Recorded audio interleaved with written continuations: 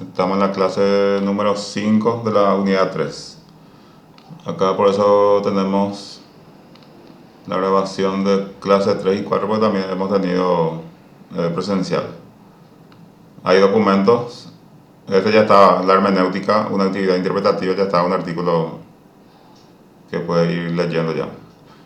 Sobre lo esencial de la religión, subir hoy. Este tiene que ver con una forma de pensar de un autor que yo encontré en la referencia. También material breve, tiene 7 páginas para revisar un poco más. Y interesante la forma que plantea también como para ir manejando más criterio. El Augusto Bruckner, el autor. O sea que lo que hace referencia en este documento sobre esa línea de pensamiento, sobre lo esencial en la religión. Va a tomar 15 minutos de lectura y ya tenemos una visión más. Después, Profe, ese, sí, ese material está ya en está. la plataforma La Hermenéutica sobre lo esencial en la religión, ¿verdad? Ajá, este le voy a ordenar también porque hay uno más. Este ya estaba también, pero ahora le muestro nuevamente. Heidegger y el lenguaje religioso. Este es un documento un poquito más extenso. Este primero ya estaba lo del artículo. Después este agregué hoy y este cambié de lugar para que sea más visible. Y este, a ver, tiene 28 páginas. Tampoco es demasiado largo. Heidegger y la hermenéutica del lenguaje religioso. Hay algunos análisis de cierta parte de la Biblia también que de su enfoque él los presenta al público interesado en leer. Y también lo conocemos ya su manera de pensar, que también ha tenido una base religiosa en cuanto a su formación. Y después tenemos la clase desarrollada hasta 4 y tenemos entonces la clase 5 brevemente. Continuación la hermenéutica de la religión. Y nos quedaría así, si tenemos una sincrónica más, por ejemplo, vamos a hablar de la siguiente unidad en forma ya simultánea. Y en caso de que no sea sincrónica, igual vamos a orientar la lectura. Eso te van a confirmar. En este caso, la verdad religiosa y su formulación, y la distinción que hay entre la verdad religiosa y la verdad filosófica. De hecho, que la verdad eh, representa, en ese caso, un criterio contradictorio a lo que digo, pero presenta una cuestión así ambigua. Porque no es lo mismo decir verdad religiosa y verdad filosófica, porque las pretensiones son distintas. La religión no va a buscar como busca la filosofía. La religión quizás se contente, o sea, lo que profesa una religión se contente ya y se va a conformar con el hecho de entender pues, lo que la fe es lo más importante. O sea, si yo tengo fe, entonces la verdad religiosa no se discute. Se cree, o sea, la fortaleza en ese caso, o el fundamento, o la consistencia se logra al ser creyente. Sin embargo, la verdad filosófica, como ustedes saben y se están formando en eso, no se contenta así de fácil. Y ya bien también de antaños, si vamos a hablar en términos históricos, vamos a encontrar también que hay varias facetas en momentos históricos que se analiza de manera diferente. Y la hermenéutica ha dado su aporte en ese sentido y en la actualidad ni qué decir, por la ampliación de su alcance en cuanto a lo que se puede tomar también como una referencia que nos permita profundizar los temas que sin importar si esto también llegar o no a lo que uno pretende, sino esa búsqueda que nosotros podemos hacer desde la filosofía. Según el texto, entonces, la verdad religiosa y verdad filosófica, entendida de este modo, la religión plantea dos cuestiones fundamentales y complementarias que no podemos tratar aquí en toda su amplitud según Lucas, pero que requieren siquiera una explicación breve, ¿verdad? Y se refiere a la verdad religiosa como distinta de la verdad filosófica y al lenguaje de expresión de lo religioso. Bien, entonces hay una distinción entre lo que se entiende por verdad filosófica y la verdad religiosa propiamente. Primero, verdad filosófica. Los griegos ya sabemos también que eso ya forma parte de la tarea que han iniciado de manera mucho más directa. Si bien la filosofía desde nuestra formación nos enseñan que surge ahí en el siglo VI, algunos dicen siglo VII antes de Cristo, ya como una escuela occidental, que no nos adentramos demasiado en la escuela oriental para determinar si hay otra anterior en cuanto a eso. Pero la filosofía siempre existió en cuanto a la reflexión y la búsqueda de la verdad. Y hasta qué punto también dentro de la verdad religiosa se puede incursionar la verdad filosófica. O sea, ¿qué pasa si la filosofía cuestiona la verdad religiosa? Y la verdad religiosa también observa la verdad filosófica en ese sentido, pero simplemente va a ser un sí o un no. No va a profundizar. Sin embargo, la verdad filosófica sí puede decir sí, puede decir no, y lo va a intentar fundamentar. Esa es la diferencia. Entonces, este griego lo mismo que desvelamiento de lo que son las cosas en sí mismas, lo que llamaban aletheia. En algunos libros de Aristóteles, Platón, aparece este concepto. Entonces, la captación de su ser y naturaleza. Aparece en el texto de Zubiri, mencionado por Sahagún Lucas. La traduce por la reactualización de lo real en la mente con estos caracteres: ostensivo, de fidelidad a la cosa y de efectividad y objetividad. Que sabemos también que Zubiri es un artífice del neologismo dentro de la filosofía. Quizás se refiere a lo mismo, pero lo da otro término, o denomina con otro término, lo que nosotros en forma clásica veníamos ya manejando. Entonces son conceptos que pueden referirse a lo mismo, porque lo que existe desde siempre no se puede cambiar. Lo que puede cambiar es la forma que yo llamo a esos seres existentes. O la misma manera de pensar o de profesar la religión, de entender la filosofía, de profundizar de alguna manera, eso tampoco va a cambiar, por ejemplo, desde la actualidad, sino la forma de interpretar, la forma de analizar, lo que puede cambiar. La verdad religiosa no recae directamente sobre la deidad en tanto que objeto, porque ahí no se discute eso, sino sobre el misterio, el lado oculto de las cosas, que gira alrededor de las cosas, como camino para llegar a la divinidad. Esa es la intención. Y hay también una convicción de que en forma física y directa no es posible ver, por ejemplo, el rostro de lo que sustenta el misterio, si vamos a personificar.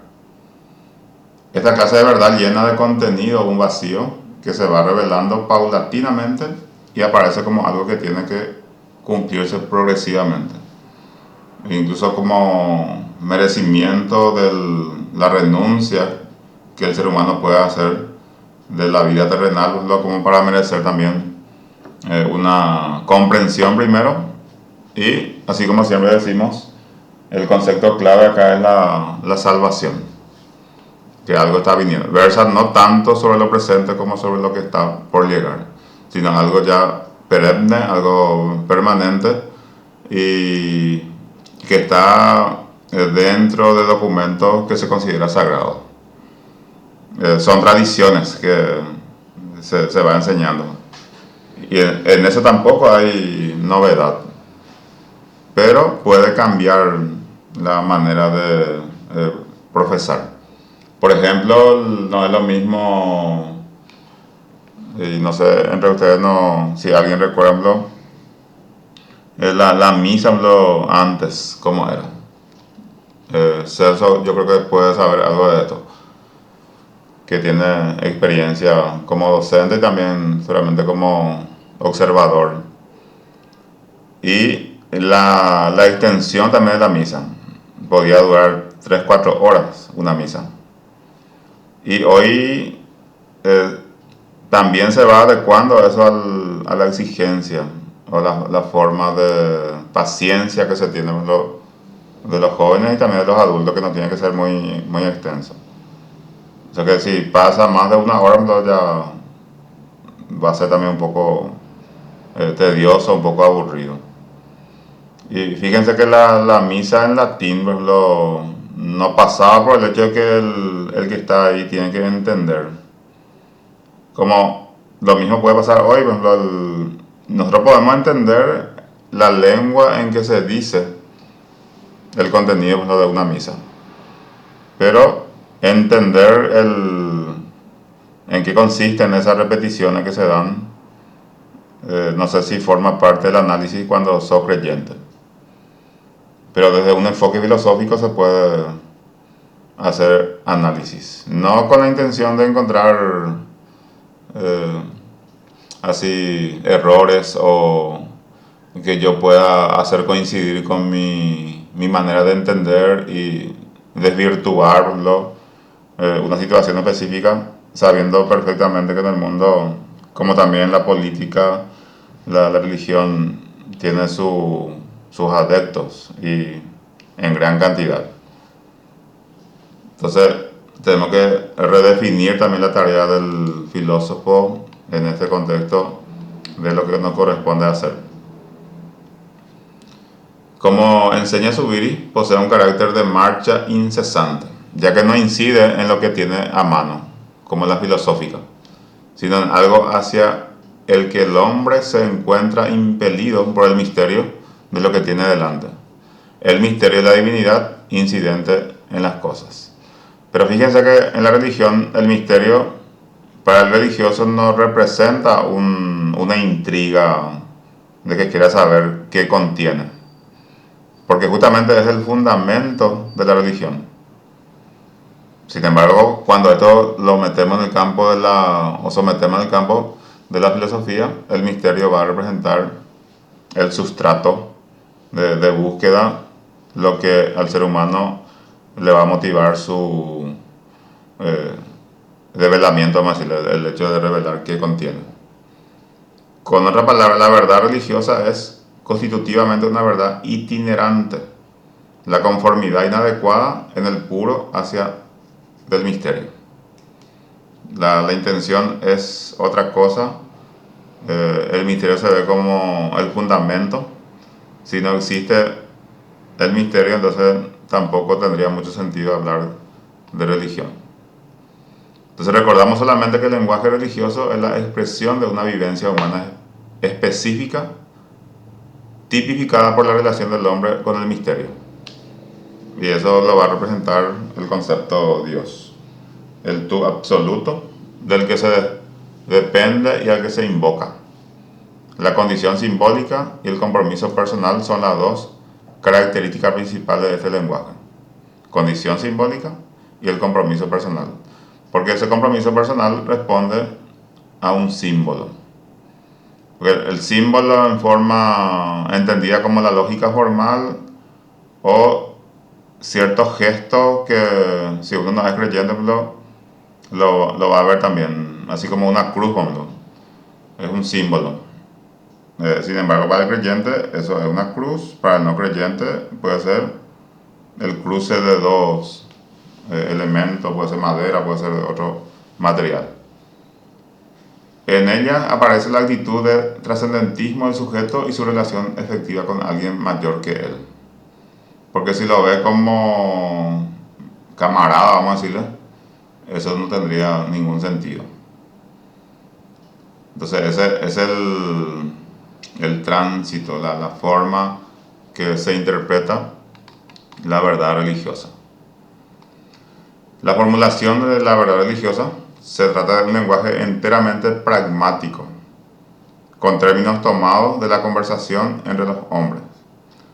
Expresa sentimientos y manifiesta vivencias que van más allá del trato con las cosas y con las personas. Por eso, más que describir y narrar acontecimientos o enunciar conclusiones, sugiere y evoca eso de inefable, o sea, lo que no se puede decir, lo impronunciable, que se da en el encuentro con el misterio, lo inexplicable. No representa, sino que insinúa, no habla de, sino que habla con. No es dicción, sino comunicación. El tema de rezar, orar, bueno, que son, también depende de la corriente de religión. Orar, dicen algunos, rezar, el hecho de la repetición. ¿Se tiene que entender lo que se dice o es más importante la proclamación que se hace ahí en el discurso? Y eso también sabemos que en absoluto le va a convencer a uno que hace su análisis desde el perfil filosófico. No sé si hasta acá tiene algún comentario.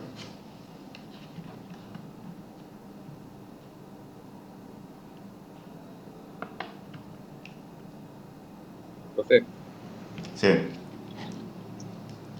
me viene a la mente o me recuerda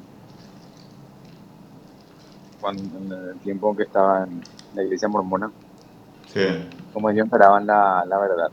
Mm, O sea, ellos creen tener absolutamente todas las verdades eternas de Dios, pero que de a poco se va revelando mm, a través de los profetas y va revelando a través de los discursos, los mensajes en sus giras sí, y en un libro que llaman Liaona, que mensualmente se lanza y ahí da un mensaje de verdad. sí. Y ellos toman así como que ellos tienen toda la verdad, pero es un misterio también porque las verdades se van a ir dando de acuerdo a las profecías, de acuerdo al tiempo exacto de Dios, o sea, Mm, de acuerdo a lo que Él determina. O sea, no es que vamos a ver toda la verdad ya, sino que se están cumpliendo todas las profecías antiguas, etcétera. Y como se mencionó hace rato, tampoco para los, los, los miembros, los creyentes, no es ninguna intriga eso, porque sencillamente bueno, la verdad va a llegar en su momento, así nomás. sí. No es que ellos están preocupados en encontrar la verdad, en buscar la verdad, o no se cuestionan tampoco por qué fue así, por qué no, por decir, ellos se van adecuando de acuerdo a la cultura, al movimiento social. Por ejemplo, en la época en que a los negros no se les admitían en Estados Unidos, por mencionar, eh, a ellos se les marginaba, se les separaba, no se les no se le mezclaba con los blancos, digamos. Y la iglesia también en su momento hacía eso. Sí. Pero supuestamente después hubo revelaciones en cuanto de Dios a los profetas y ellos empezaron también a, a dar esa libertad a los negros y empezaron bueno, o sea que se van adecuando también de acuerdo a al movimiento social, digamos. O sea, Sí. bueno, a decir más me vino a la mente lo que estamos hablando. De esa manera yo encaro ese tema de la verdad. Está muy bien. También eso me permite pensar eh, siempre en la religión va a haber un representante, se puede llamar sacerdote, se puede llamar a veces hermano, pastor. Y ahí cuando el creyente no discute cuando dice esa persona. O sea, cuando sale de la boca de eso mencionado, entonces no se va a pensar en el contenido del discurso, sino se va a pensar en quién lo dice. Y el quien lo dice, entonces en ese caso no tiene ninguna discusión. No pasamos al siguiente nivel, sino como en guaraní se dice pa más e i, antes se pronunciaba mucho. ¿Por qué? Porque eso ya es una cuestión indiscutible. Tiene un grado de verdad irrefutable para la gente que cree. Y de hecho, tiene que ser así para que esto funcione, si no tendría ningún sentido. Bueno, en esta forma de hablar se contienen ruegos, alabanza, arrepentimientos y toda clase de acciones y sentimientos. Porque eso es lo que más se utiliza en el campo religioso. Como recuerda Brunner, el texto que yo subí hace referencia a eso, derivan del comercio con los hombres, con la diferencia de que aquí, como todo está terreno, incluso este comportamiento es incorporado a los santos y adopta forma a él apropiada. También mirando de la óptica de otro sector, ¿verdad? De manera a veces desinteresada también por la religión, aunque uno sea de la religión. Porque Martín Velasco, Sagún de Lucas, todos son también de la corriente religiosa. Y hacer filosofía de la religión, desde ese ámbito, siempre va a haber también ciertos sesgos o cierta orientación del discurso que pueda favorecer su forma de entender. Martín Velasco hace hincapié en los términos del lenguaje humano, que intervienen también en el religioso, pero con la particularidad de que la referencia a lo trascendente lo transfigura en símbolos, debido a la respectividad afectante con el misterio, la relación, la vinculación, la peculiaridad de la experiencia que sirve de base al lenguaje religioso. Menciona que confiere una peculiaridad paralela a su dimensión de comunicación. En ese nivel que también, así como decía Mauro, es como una especie también de merecimiento. Si bien la divinidad va a ir soltando los datos, la información, pero quizá eso también no se le muestre a todos. Alguien que no merece, así también como insinuó San Agustín, el tema de la felicidad, o lo dijo en forma directa, tenemos que conocer a Dios, dice. Pero la verdad, entonces, es sinónimo de Dios en ese caso. Que también en el ámbito de la filosofía, para el filósofo lo más importante es llegar a la verdad. Sin embargo, no es la parte final, porque esa verdad le va a llevar a buscar otro más profundo en cuanto a su condición de cuestionador. Entonces, acá, volviendo al texto, se trata de una presencia no objetiva, pero sí afectante, de una realidad trascendente, solo en la medida en la que el interlocutor sea capaz de tomar parte en esa experiencia. Podrá decirle algo el lenguaje religioso. Con ello no pretendemos decir que el lenguaje religioso carezca de objetividad y de fundamento. Indicamos solamente que este lenguaje no expresa nada que tengamos delante y al alcance de la mano como un objeto. De hecho que lo objetivo y lo subjetivo acá no son compatibles cuando hablamos de religión y filosofía, porque la búsqueda o las intenciones son diferentes. Pero también, como hemos visto así en la primera clase, hay un objeto unificador que es la búsqueda de la verdad. La religión busca la verdad religiosa, y la filosofía busca la verdad filosófica, que es más abarcante, más cuestionador, pero tampoco hay diferencia en cuanto a la pretensión. Entonces, indudablemente las expresiones religiosas contienen una verdad, que no es adecuación de la mente con algo perceptible por los sentidos, sino descubrimiento de aspectos ocultos y donación de sentido a toda la conquista parciales de verdad alcanzada por el hombre a lo largo de su vida de relación y de encuentro. En otras palabras, del lenguaje religioso hay que decir que es simbólico y realmente significativo, autoimplicativo, porque ya contiene dentro de esa información que uno puede creer que está buscando, y pragmático, comunicativo y testimonial, con la carga de expresividad objetiva que comportan estos modos de hablar, que es un lenguaje totalmente distinto y un lenguaje que para el creyente es una cosa y para el que observa y no es creyente va a ser totalmente otra cosa. Entonces esto es lo que presentamos en esta clase y ojalá que sirva también un poco de reflexión y una búsqueda en cuanto a las respuestas que tenemos que ir también haciendo como parte de este proceso de la formación filosófica. ¿Algún comentario que quieran hacer?